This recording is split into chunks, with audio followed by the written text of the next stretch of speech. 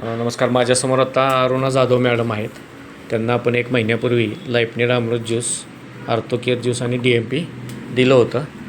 तर त्यांना आता खूप छान फरक पडला आहे. आता तो दुसरा डोस नेण्यासाठी आलेला आहे. तर त्यांना आपण विचारूया की आपले हे प्रोडक्ट सुरू करायच्या आधी ना तुम्हाला काय काय त्रास होत होता?